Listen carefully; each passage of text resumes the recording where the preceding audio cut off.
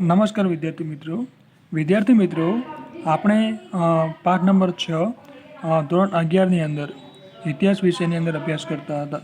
આપણે મહાજનપદો વિશે માહિતી મેળવી હતી. હવે જોઈશું ભાગ 2ની અંદર. તેમાં જોઈએ તો ઈરાની અને મેસેડોનિયા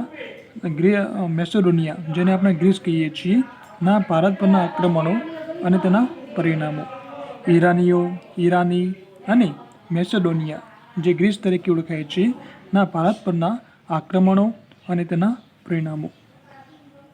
ઈસવીસન પૂર્વે 6ઠી સદીમાં ઈરાનીઓ, ઈસવીસન પૂર્વેની 6ઠી સદીમાં ઈરાનીઓ અને ઈસવીસન પૂર્વેની 4થી સદીમાં ગ્રીકોનું શાસન હતું. અને તેમણે આક્રમણ ભારત ઉપર કર્યું હતું. ત્યારબાદ જોઈએ તો દરાયસ જોઈએ તો ઈસવીસન પૂર્વે 517. તો દરાયસે શું કર્યું? તો સ્કોયલેક્સ નામનો એક નાવિક હતો. તો તેને પોતાના વહાણવટા સાથે સિંધુ નદીના પ્રવાહોની શોધખોળ માટે વહાણોનો કાફલો લઈને મોકલ્યું હતું. એટલે કે તેણે કહેવાય ને કે સિંધુ નદીના પ્રવાહોની શોધખોળ માટે તો વહાણોનો કાફલો લઈ અને મોકલ્યું હતું એવું કહેવાય છે. ત્યારબાદ જોઈએ તો આ વંશના શાસકો તો સમ્રાટ સાયરસ, ત્યારબાદ કેમ્પેસીસ, તેમજ દરાયસ પહેલો અને ઝર્કસીસ યુરોપમાં થર્મોપોલી ઘાટ પાસે ઈરાન તરફથી પહેલીવાર હિન્દુનું સૈન્ય લડ્યું હતું. એટલે કે યુરોપમાં થર્મોપોલી ઘાટ પાસે ઈરાન તરફથી તો પહેલીવાર આ હિન્દુનું સૈન્ય લડ્યું હતું. ત્યારબાદ જોઈએ તો અરબેલાનું યુદ્ધ.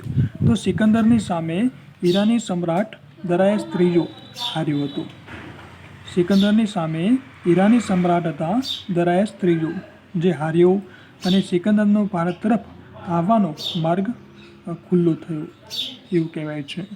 એટલે કે જ્યારે જ્યારે ઈરાની સમ્રાટ દરાયસ ત્રીજાને હરાવ્યો અને જેના પરિણામે સિકંદરનો એક ભારત તરફ આવવાનો જે માર્ગ હતો એક મોકળો બન્યો. ત્યારબાદ જોઈએ તો વેપારીના સંબંધના પુરાવા તરીકે હિન્દના ઘણા ભાગોમાંથી જોઈએ તો ઈરાનના સોનાના સિક્કા જેને આપણે દરીક કહેવાય છે તે મળ્યા છે, અને ચાંદીના સિક્કા જે સિગલોય કહેવાય છે તે પ્રકારના સિક્કાઓ મળ્યા છે કે તેમની સાથેના વેપારી સંબંધના પુરાવા તરીકે હિન્દના ઘણા ભાગોમાંથી ઈરાનના સોનાના સિક્કા જેને દરીક કહેવાય છે અને ચાંદીના સિક્કા જેને આપણે સિંગલોય કહેવાય છે તે પ્રાપ્ત થયા છે.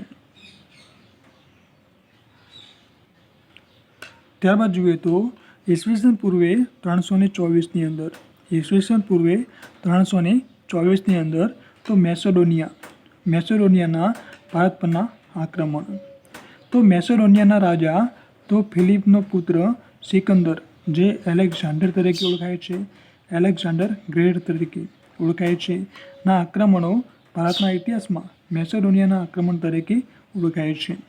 મેસેડોનિયાનો રાજા હતો ફિલિપ અને તેનો પુત્ર સિકંદર જેને એલેક્ઝાન્ડર ધ ગ્રેટ તરીકે ઓળખાય છે, અને તેમણે તેમના આક્રમણોને ભારતના ઇતિહાસમાં મેસેડોનિયાના આક્રમણ તરીકે ઓળખવામાં આવે છે. ત્યારબાદ જોઈએ તો તક્ષશિલાના રાજાના પુત્ર આંબિકુમાર અને બીજા રાજા શશિગુપ્ત. તક્ષશિલા રાજાના પુત્ર આંબિકુમાર અને બીજા રાજા શશિગુપ્ત એ ભારત ભૂમિના ઇતિહાસમાં નોંધાયેલા આ બંને સૌ પ્રથમ દેશદ્રોહી કહી શકાય. ભારત ભૂમિના ઇતિહાસમાં નોંધાયેલા આ બંને દેશદ્રોહી કહી શકાય.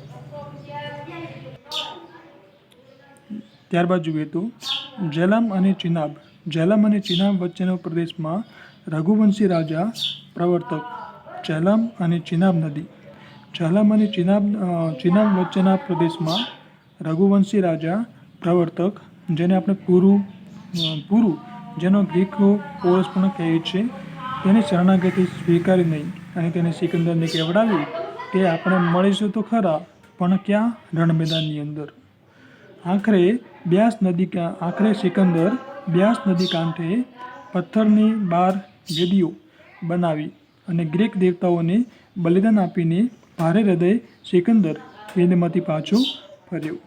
એટલે કે તેણે રાજા પોરસને હરાવ્યો અને ત્યારબાદ તેને પોતાનું સામ્રાજ્ય પાછું પોરસને આપી અને તે પોતે બ્યાસ નદીના કાંઠે તો પથ્થરના 12 વેદીઓ બનાવી અને ગ્રીક દેવતાઓને બલિદાન આપી અને ભારે હૃદય સિકંદર હિંદમાંથી પાછો ફર્યો.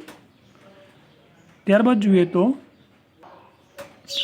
જોઈએ તો ભારતના વાયવ્ય પ્રાંતમાં વપરાતી ખરોષ્ઠી લિપિ.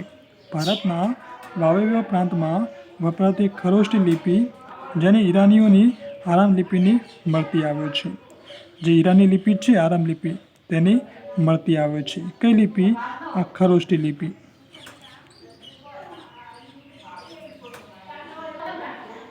ત્યારબાદ જોઈએ તો 16 મહાજનપદો તેને આપણે યાદ રાખવા માટેની શોર્ટ ટ્રીકની વાત કરીએ તો અંગ મગ કાશી કૌશલ વજ્જીમલ ચેદી વત્સ કુરુ પાંચાલ મત્સ્ય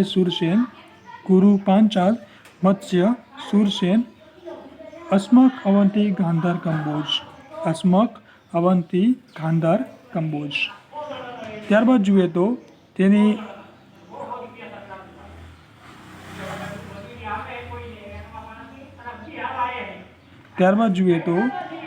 મહાજનપદનું નામ છે અંગ.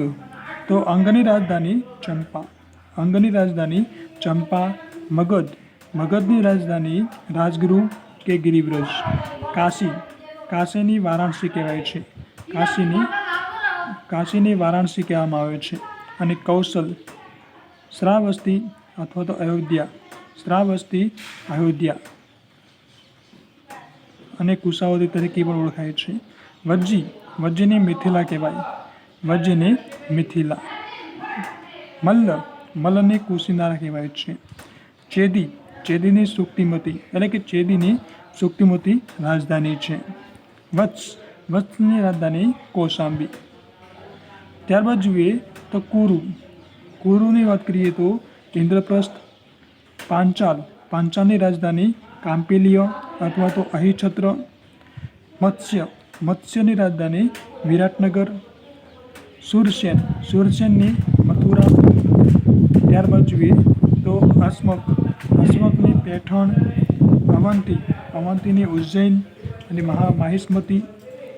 ગાંધારની રાજધાની તક્ષશિલા. ગાંધારની રાજધાની કઈ? તો તક્ષશિલા. અને ત્યારબાદ જોઈએ તો કંબોજની રાજધાની લાજપુર. તો આ રીતે વિદ્યાર્થી મિત્રો આપણે આ પાઠ વિશે કેટલીક માહિતી મેળવવાનો પ્રયત્ન કર્યો. ધન્યવાદ.